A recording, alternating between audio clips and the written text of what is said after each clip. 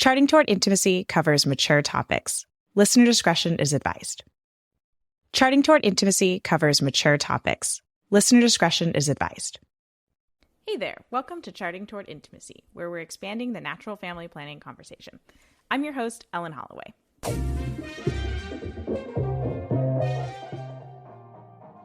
In this week's episode, we are talking about charting before and after you get married and really honing in on how important it is to start charting before you get married. So this episode is for all of you out there who are not yet married, and it's also for all of you out there who know someone who's not yet married. So it's for everybody. Please feel free to share this episode after you listen to it to anybody who you think would benefit. All right, we are welcoming Julie Linder to the podcast. Julie, I am very excited to have you here today. Thank you for having me. Can you start by giving us just a little introduction to yourself and what you do? Sure. I am a registered nurse. I've been a nurse for about 10 years, and I recently got married, so that's exciting. But I also am a teacher of the Creighton Model system. And I've been doing that since 2015. Awesome.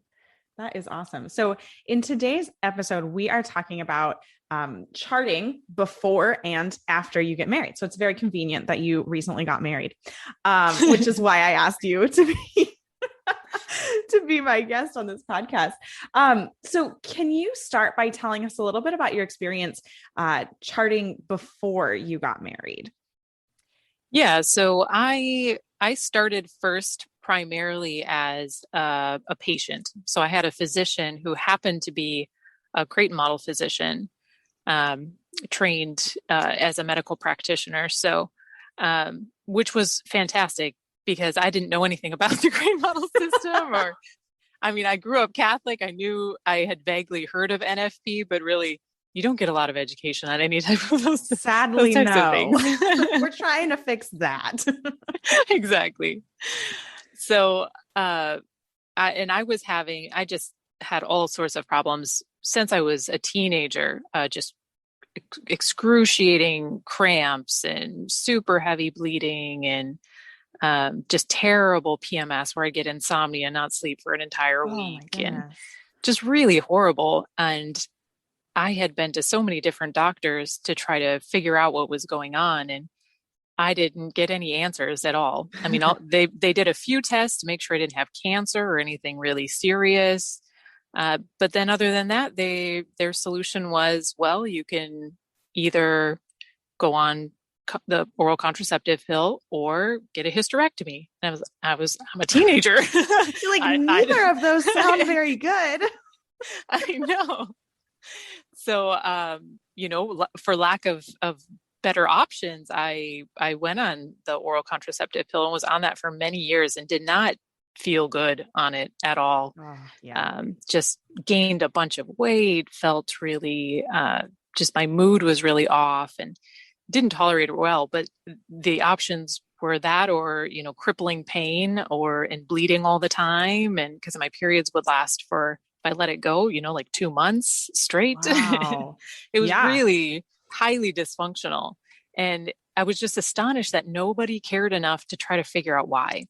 No doctors were willing to just dig in a little deeper and figure out what was going on. But I wasn't trying to get pregnant, so it wasn't a priority for them. Mm-hmm. They're just like, well, let's just mask the symptoms for now. So when I found this particular physician, he suggested, he told me about the Creighton Model system and NAPRO technology and suggested I learn how to chart. And I was willing to try anything at that point. So I did. And I figured, this is good knowledge anyway, because, it was something that if I did get married, I knew that that's how I wanted to live my marriage, to live chastity within my marriage. So it was something I wanted to do anyway. And I figured, well, it'll be good knowledge. And if I can try to learn something about my health, great. And it was an amazing experience. It was so empowering to learn, to be able to understand what was going on with my body and just be able to interpret the different symptoms. And even though initially there was no medical treatment, it was just learning how to chart, just knowing what was happening and when I was going to have PMS, like be able to anticipate when it was coming and kind of mentally prepare for it. It made such a difference.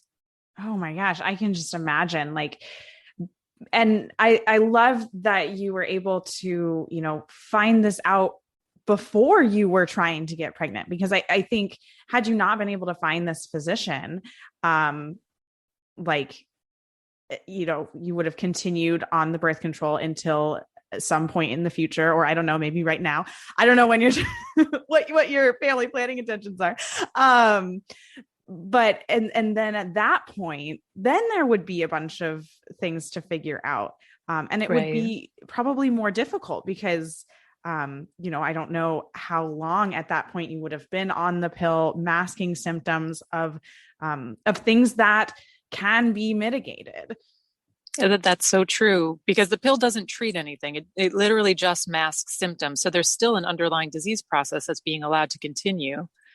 And that's really the travesty in what we're calling, in popular media calls women's health, but doesn't have anything to do with women's health. It's not getting to the root cause. It's not healing women. So that, yeah, you're exactly right. It made all the difference in the world. Yeah. And just, to be able to, I'm just going to repeat myself here because I just think it's so important just to be able to figure out those health issues before the point of marriage and before the point of really even using natural family planning. Because the way that we define natural family planning on this podcast is that is the use of a fertility awareness-based method alongside discernment and prayer with your spouse on your family size.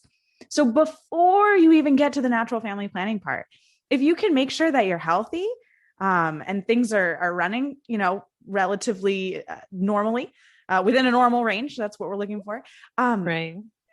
Just what a blessing to be able to bring into your marriage, because marriage is a cross. Using natural family planning in a marriage can be very difficult. And if you're also trying to figure out some underlying health issues at the same time, then that's a lot. It's just compounding, one thing upon another. Exactly. Yeah, that's so true. Exactly. So how long have you been married now? 9 months. That's awesome. Beautiful. Yeah.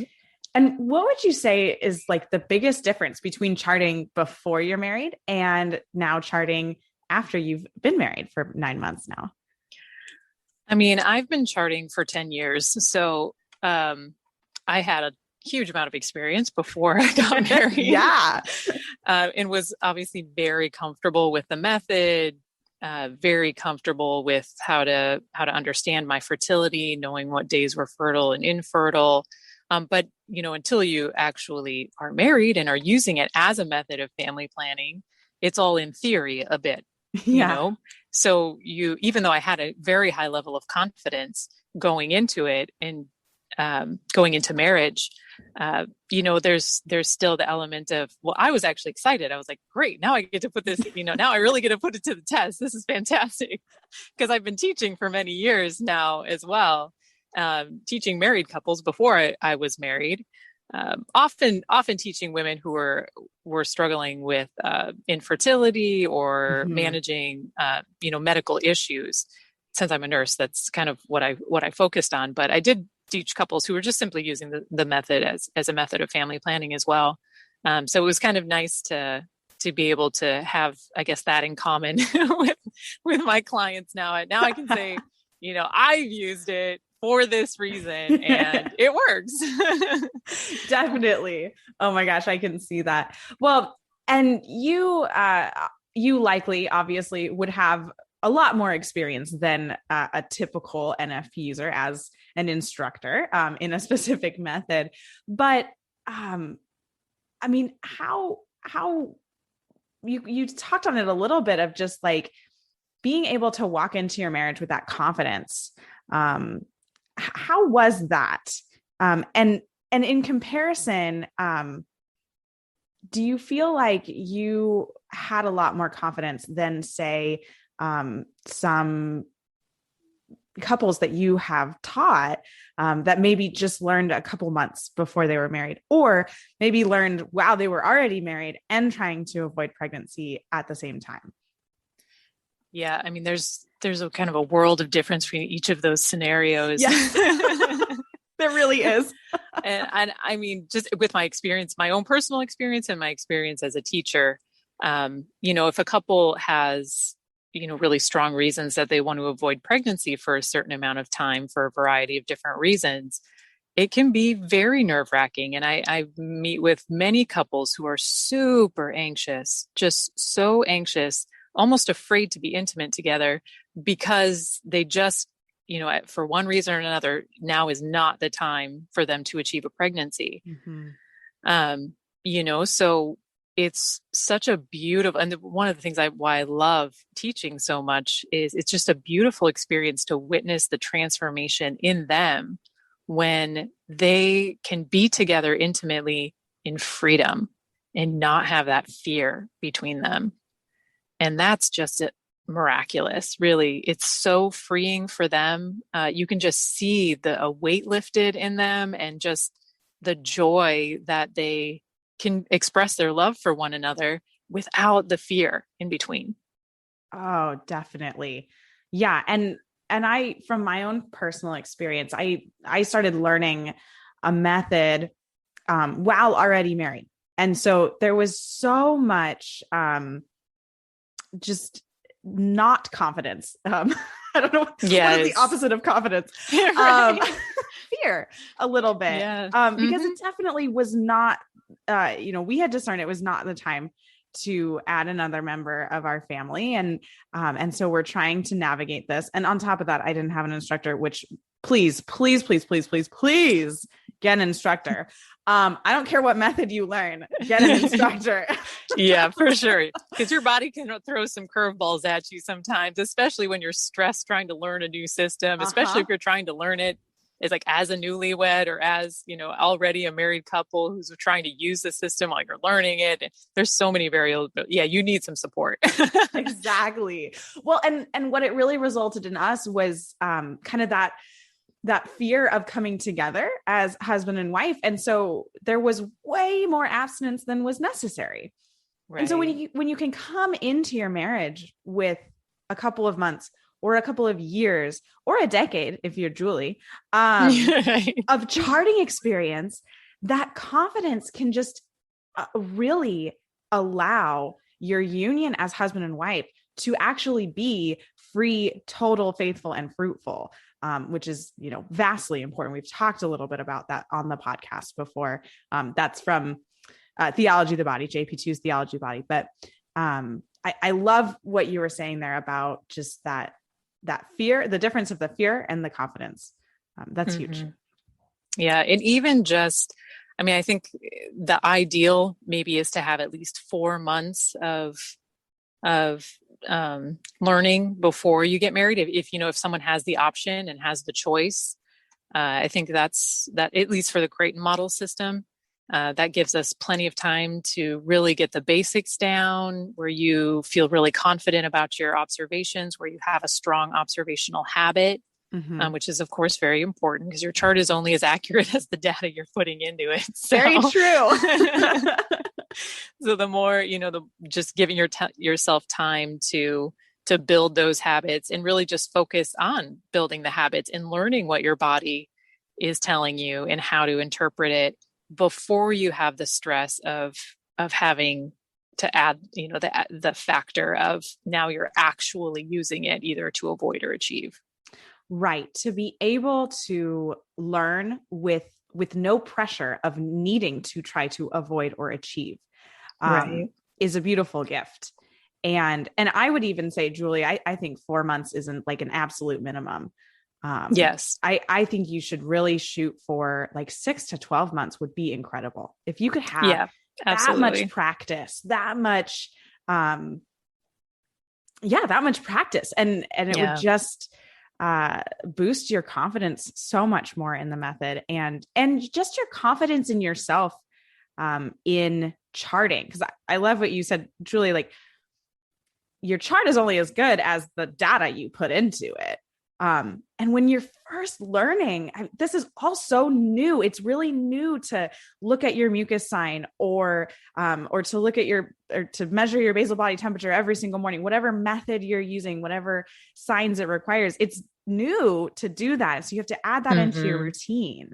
Yeah.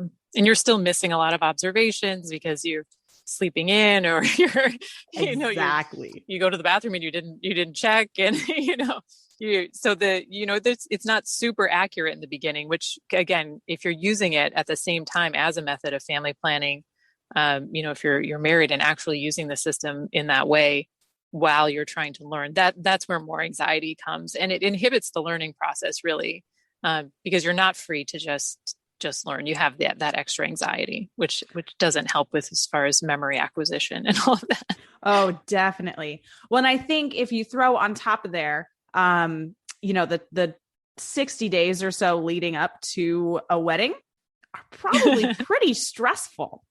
And yes, and your chart can do crazy things during that time too. So it's the further out from that you can get some accurate cycles, the better. Exactly. Yeah. Stress can just make your chart totally wonky and very difficult to read. For sure.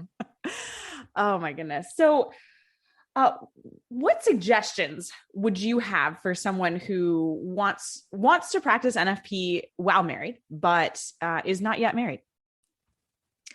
Yeah, I mean, I think whether or not, if there's a potential spouse, in the picture, learning together, I think is awesome.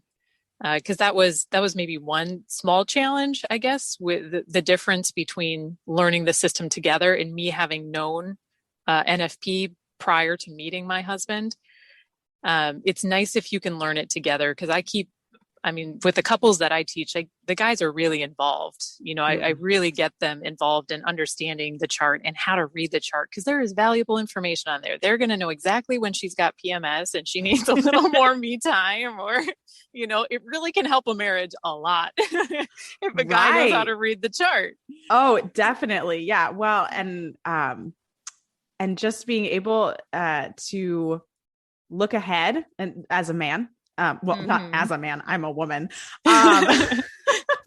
Speaking if I was a man, I guess, but being able to look ahead and say, okay, this, we're probably about at the end of the cycle, and my wife's probably feeling a little bit down. Maybe I could do an extra chore for her and give her a little bit of extra time. What a beautiful gift that you could give to your spouse. Because for sure, a lot of the charting is on the woman, because we are looking at the signs that are coming from her body, because exactly, the woman's cycle has cyclical fertility. The man is sitting over there fertile all the time. Right. We don't need to chart the man's cycle, because there isn't a cycle to chart. It's just a straight line. Always there. But as a husband, if you can really involve yourself in that process, that is just such a beautiful gift. So that the burden doesn't just always feel like it's sitting on the wife. And I think the worst thing that can result in is just sort of this gatekeeper role of the wife being like, nope, can't have sex, gates closed or gates open. Oof. Right. It can be an awkward position for both when there's that dynamic there. So it's really nice. And I, like I said, I work with a lot of infertility couples too, who are really struggling to achieve, which can be very stressful.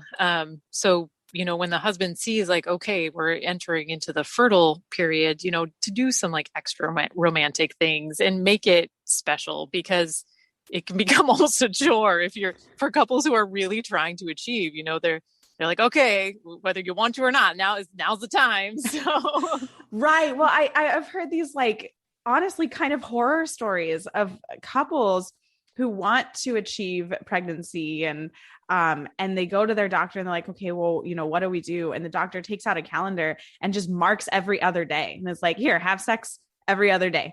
That just sounds like a chore chart. Exactly. Right. It definitely takes the romance out of it, for sure. Exactly. And the spousal union is a beautiful gift. that is given to us. And also a gift in that we are giving ourselves over to our spouse. And so, it should never be this checkbox. It should never be this chore. I'm really getting into a rant over here. Maybe I should calm myself down. It's true though. It is very true. And it's something that I think couples who are really wanting to achieve and really trying to have fertility focused intercourse, the charting and knowing where they are in the cycle, not only does it, help them focus on the most fertile days, but, like I said, the husband then can kind of step up, get a little bit more involved, do some extra romantic things and, really, it just really, a husband knowing how to read the chart in so many ways, just really adds to that union between them because he can be so much more involved. Absolutely.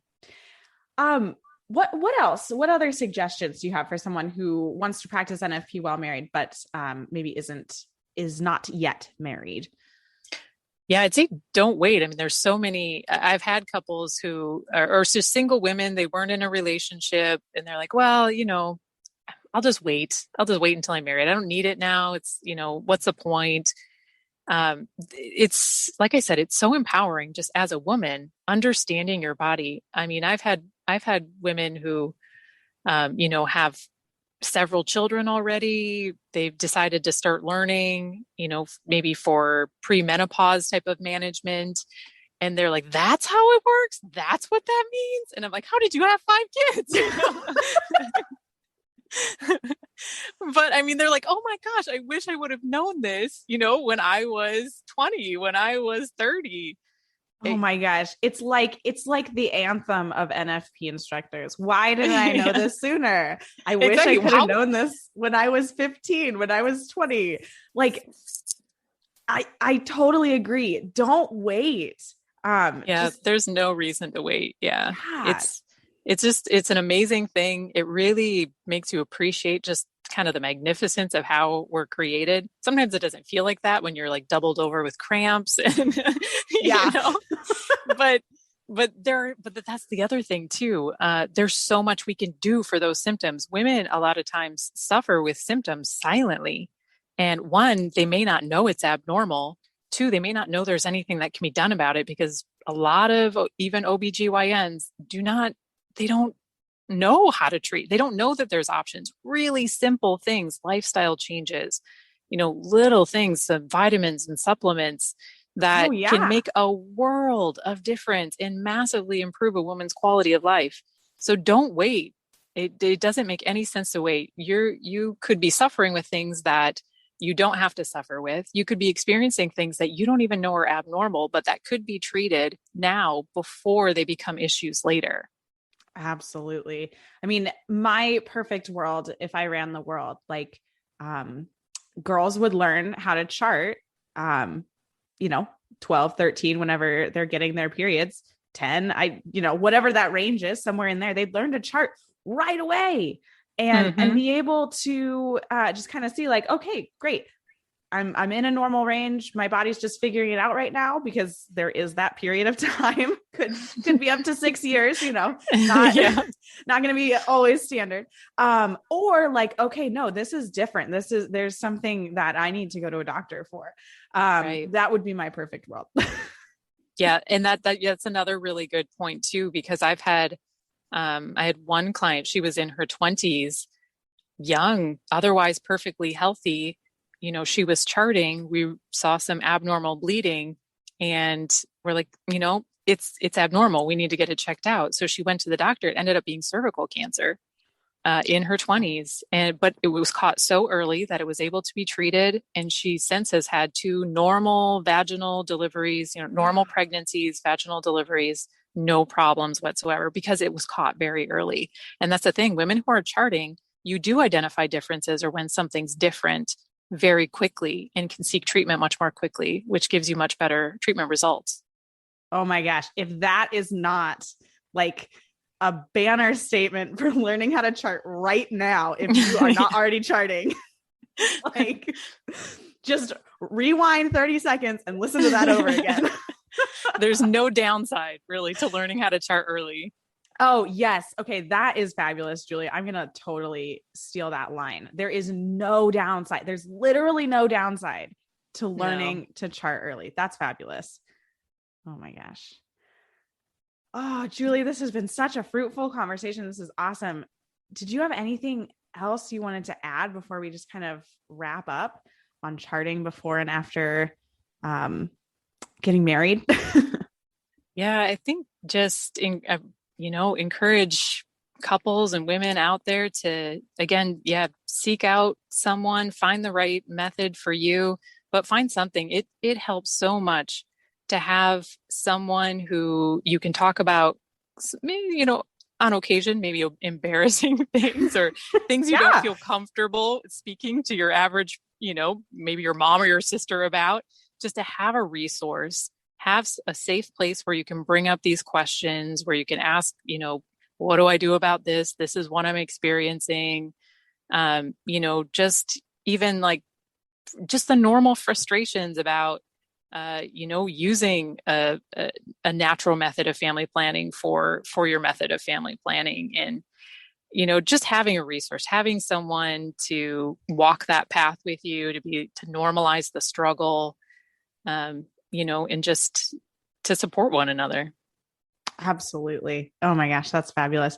And I mean, I'm just thinking like how fun would it be to go with your best friend and go like take a class together? Like if you're in, high school or college and you're like, okay, well, I don't have a husband yet. I don't have a fiance yet, but I want to learn. And then you can have someone to talk to about it, beyond beyond the instructor, but just someone who speaks the same language as you.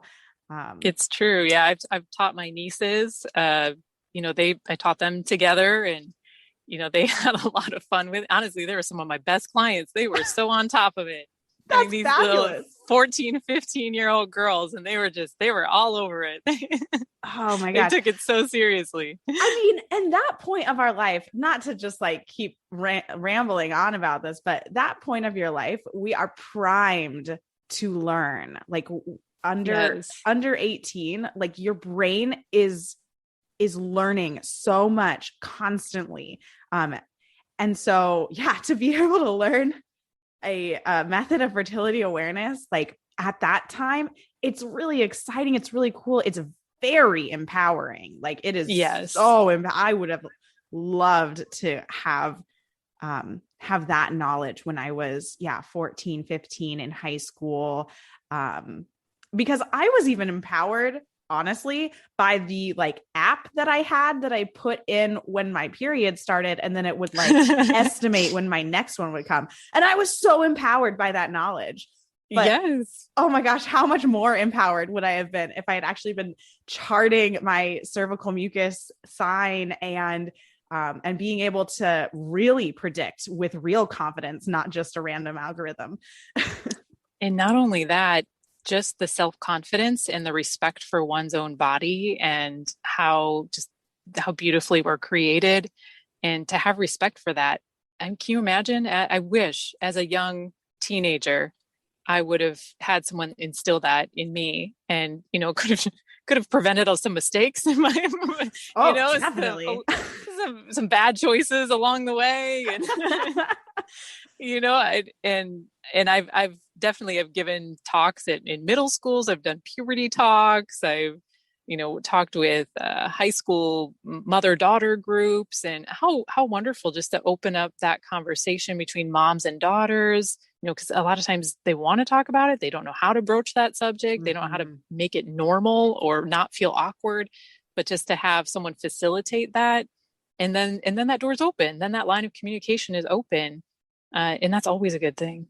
Absolutely. What a beautiful gift to give to young women, and especially that mother-daughter relationship. Yeah, because I think in my personal experience, that line of communication didn't really open up until I became an instructor and just started talking about it all the time. And my poor Right. mom's like, what in the world is going on with my daughter? It's true. And I'm in my late 20s at this point. Like I could have been talking to her about this a decade ago. Right. Right. But I mean, that's the sad thing, though. A lot of times our moms were not well educated. They do not know anything about their bodies or how they run, or, and just me, like I said, speaking with older women who are still menstruating, but, kind of at the tail end of their fertile years, they're just astounded. They can't believe, how is it that I've gone my entire life and no one has told me this, no doctor, no other woman, because they don't know. Right. That's the problem. And we sit down in like sex ed classes when we're, 13, 14, and they're like, no sex is safe sex. You're always fertile. And it's like, no, you're not. You're not. No. And then that's another problem why, there's this whole, women are just terrified that they could get pregnant at any moment. Yeah. So they resort to not so healthy choices, with oral contraceptive pills and other chemicals and things like that, that aren't great for their health, have their whole host, own host of list of side effects. And, if it can all be managed so easily if you just know a few simple facts. Oh my gosh. And just, basic, it really is basic biology. It is. It's not complicated. It can be difficult to learn. It can be difficult to apply, but it's not complicated in a sense, in that kind of more scientific sense. Right. Oh my gosh. Well, Julie, this has been such a fun conversation. Thank you so much for your time. Thank you for coming on the podcast and sharing your experience. I'm really excited to share this episode. Thank you for having me. Thanks so much for listening. Remember that you can follow Charting Toward Intimacy on Instagram, and please feel free to reach out to me there if you have questions, comments, or episode topic ideas. You can also reach out to me via email, and those links are in the show notes. Until next time.